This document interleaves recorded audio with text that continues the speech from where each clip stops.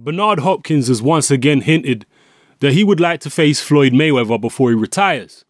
He said, after I become light heavyweight champion again, if there's one big fight out there and I think it's 50-50, he gets 50 wins, I turn 50, that'd be huge at 165 or 170 pounds. And that's obviously a reference to Floyd Mayweather, because once Floyd Mayweather reaches the end of his Showtime contract, if he wins all his fights, he'll be 49-0. And Hopkins would like to be the 50th guy on his record.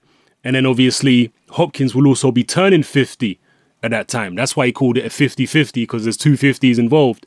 Floyd Mayweather being 50-0 and him reaching the age of 50.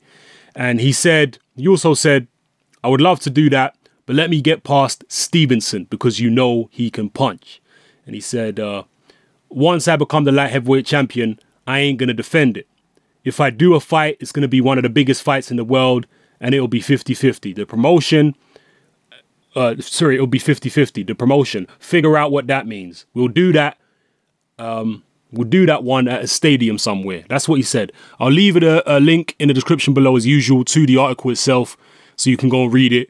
And yeah, how do I feel about this? A lot of people got angry at Bernard Hopkins the first time he mentioned fighting Floyd Mayweather.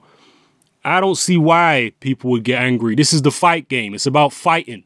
It's only a proposition. He's not hunting Floyd down and putting a gun to his head and saying, fight me. It's only a proposition, man. Hopkins has fought plenty of bigger guys himself. Okay? It's not like he's only picking on small guys. He's fought plenty of bigger guys too. So I don't have a problem with him wanting to make history and fight Floyd Mayweather. But interestingly, he said it would be, well, he also talked about in the same article, he could make 165 or 168 pounds comfortably. So it's gone from 160 now up to 165 or 168. So it seems like he's kind of backtracking a little bit on his previous statement where he said he could, you know, go down to 160 to face Floyd.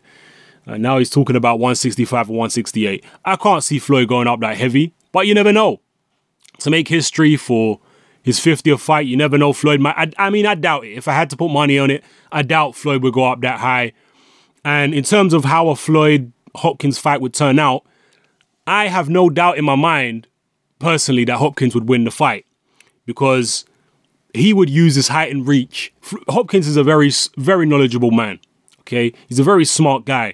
Most people seem to think that Hopkins is going to go in there against Floyd and be chasing him around the ring, trying to hit him in the body or, you know, hit him in the hip and stuff like that and try and slow him down. Why does he have to do that? Unlike most Floyd opponents, Hopkins has got a much longer reach, much longer arms than Floyd Mayweather, way longer than Floyd. Corrales did not have longer arms or a longer reach than Floyd. De La Hoya had a longer reach, but not longer arms than Floyd. Okay, if you don't know the difference between arm length and reach, go look it up. I'm tired of explaining it to people. Okay, you look at Klitschko, for example. He's fought plenty of guys who are quicker than him, who are more skillful than him. But when they get in the ring with him, they can't get past the left jab, because he sticks it out there and it just freezes you. You can't do anything. You can't get your offense going. You can't get your counters going. For example, when Vladimir fought Eddie Chambers, who's a very skillful heavyweight and a very good counterpuncher, Chambers couldn't get nothing going. He couldn't get past that left jab because Klitschko says, okay, you're faster than me, you're more skillful than me. That don't matter, because I'm just going to stick this left jab out there, and because I'm taller than you and I've got longer arms, you can't hit me. And that is I'm telling you right now, if Hopkins ever got in the ring with Floyd, that's exactly what he would do. He don't have to go looking for Floyd. He don't have to worry about, how am I going to hit Floyd? He's going to make Floyd worry about how he's going to hit Bernard. Because he's 6'1". He's got longer arms. He's going to stick a jab out there. And he's going to say, okay, Floyd, if you want me, you're going to have to do what you've never done before. And actually try and get past, you know, someone's jab who has much longer arms than you at world level. You know, Floyd's never fought a world level opponent who has longer arms than himself. Not even De La Hoya had longer arms. So, and he certainly hasn't fought a world level opponent who has the arm length of Bernard Hopkins and the height, who knows how to use that arm length and height. He's never come across anything like that. So he would have to show us something that we've never seen from him before. Floyd's not used to having to duck and dodge past a left hand and hit a guy who's 6'1", who's standing up straight and maximizing his height and reach. He's never had to deal with anything like that. And all the years that he's been a fighter, he's been accustomed to fighting guys around his own height. Okay, or in the case of De La Hoya, slightly taller, but never a guy 6'1", a world level, no. So I personally don't think at the age Floyd is at right now, even though Hopkins is also old himself, these kind of matchups are going to favor the taller guy. Both of these guys are technically very good. Both of these guys, excellent defense, but Hopkins, I'm telling you, Hopkins is going to do a Klitschko. He's going to stay behind a left jab and he ain't even going to move. When Floyd comes forward, he's going to back off slightly, bang a jab in. When Floyd tries to make any type of offensive move, he'll bang a jab in followed by a right hand. And it's going to put Floyd in a position that he's never been in before. Okay? And people seem to have a hard time envisaging this. But what would Floyd do against Klitschko? All right? I know people go, oh, that's ridiculous. But I'm trying to show you that at some stage, regardless of how skillful Floyd is, at some stage, a guy just gets too big and long for him. There comes a point when a guy's just arms are too long and he's too tall, and the stuff that Floyd does is not going to work against someone with those type of dimensions, who knows how to use those dimensions.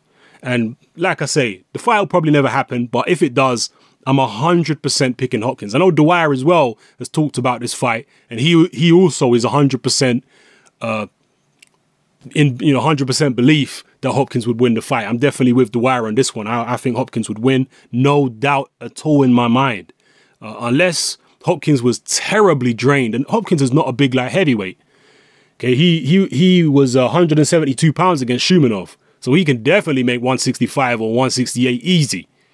Okay, if the fight somehow was at 165 and there was no rehydration clause, which again is pretty far-fetched, but if it was at 165, no rehydration clause, I'm taking Hopkins hands down. Hands down. I don't think it'll even be a close fight. I can't see Floyd getting past the height and reach.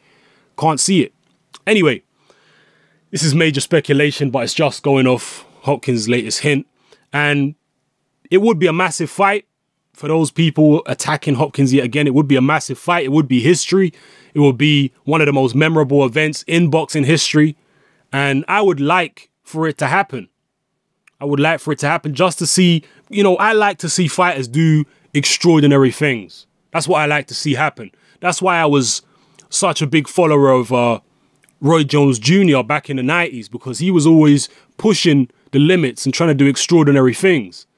Not just in his performances, the way he performed against fighters, pulling all type of antics and a lot of showmanship in the ring, putting his hands behind his back, and when a guy comes to hit him, he knocks him out with the other hand, stuff like that. But also challenging himself by moving up to the heavyweight division, fighting John Ruiz, all these kind of things. I know in hindsight, people say, oh, Ruiz was garbage, blah, blah, blah. But at the time, that was a massive risk for Roy Jones Jr. A massive risk. It was a leap into the unknown against a heavyweight, for God's sake.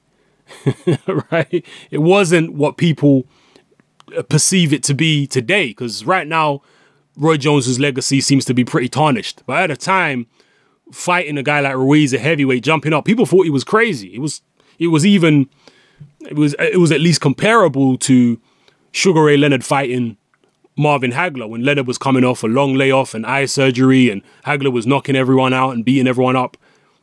People thought Leonard was crazy. The majority of the boxing establishment thought he was crazy. Most fans thought he was crazy.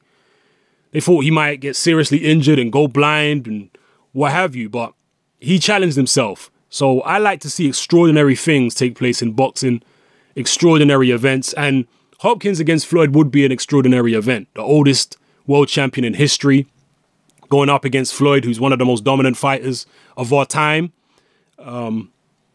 Certainly that's the perception of him anyway. I don't really want to get into a whole Floyd Mayweather debate about his resume and all that at the moment, but the general public perception is that Floyd Mayweather is one of, if not the most dominant fighter of this particular era. Okay, that's the general public perception. So him against, and he's certainly the most famous fighter in the world next to Manny Pacquiao right now. So certainly him against Bernard Hopkins would be a massive event and a big, big deal in boxing history. So yeah, that's just my 2 cents on it. Sorry about the rambling and waffling in this video. Went on way longer than I expected, but it is what it is. Drop your comments below. Let me know how you feel about everything I've talked about. This is Hatman. I'm out.